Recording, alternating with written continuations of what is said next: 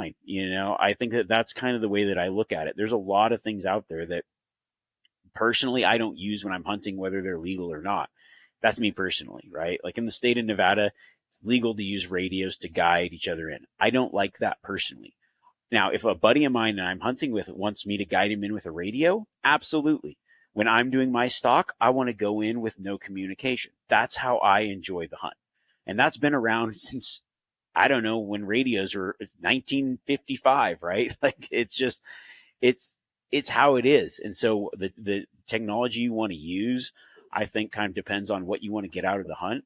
And as people kind of find their way into hunting, they start to find the way that they enjoy the pursuit. And that might be going out with your family. Like now for me, I think I get as much enjoyment hunting with my wife or like when she has a tag as me having a tag, because that's how I'm finding enjoyment in the pursuit. And so I think that it's just different for everyone. And technology is just this like thing that people can pick apart and blame for whatever.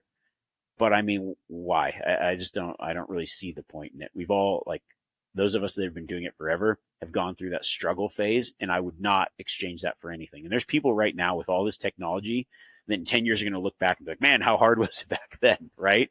It's just going to continue like that. I don't know. I don't know the answer to it. It's always been like that. Yeah.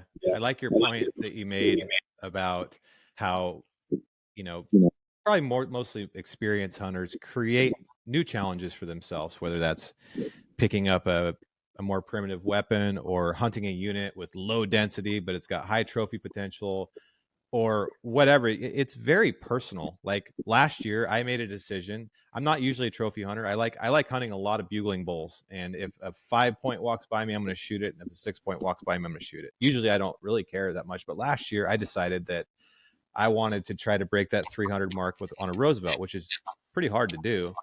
And I was going to eat my tag if I didn't. And that was it. Period. Of end of story. That was my only goal for the year. And I did that. And yes, the antlers were cool.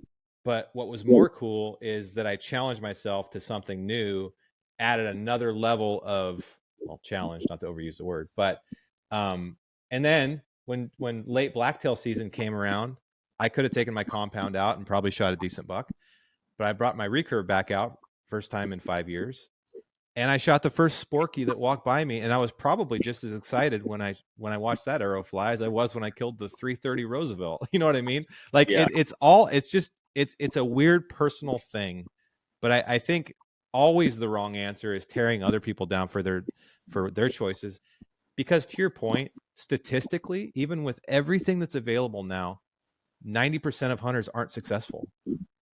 Yeah, So, absolutely. you know, Yeah. Yeah. I mean, that's the thing, right? Like, I think that the argument for me is like somebody can always say you're doing it wrong, right? Like you could be a bow hunter and be like, rifle hunters suck. It's like right. the traditional bow hunter can be like, compound bow hunters suck. The guy that like likes to run them down and put them in a headlock, it's like, you guys suck. You don't use bare hands, right?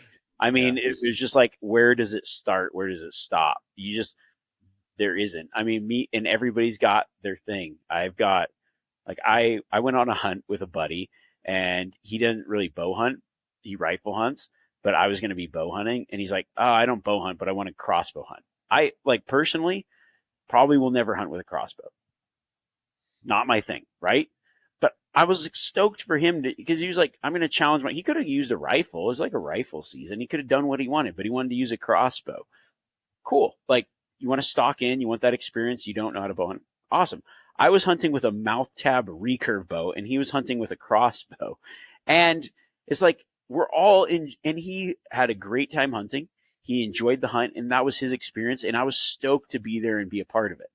And then, it's like people would just rip, oh, you're using, it's like, why, man? He's enjoying the hunting experience for himself. You aren't the one pulling the trigger, sending that arrow. It shouldn't really matter how they're doing it, in my opinion. I mean, with it, as long as it's legal and whatever, I mean, I think that now, obviously, there are laws that change when it comes to, kind of regulating some of the technology and other things. And hey, if those things change, great. Let's play within the confinements of those rules Right. and continue on. Yeah, absolutely. Absolutely.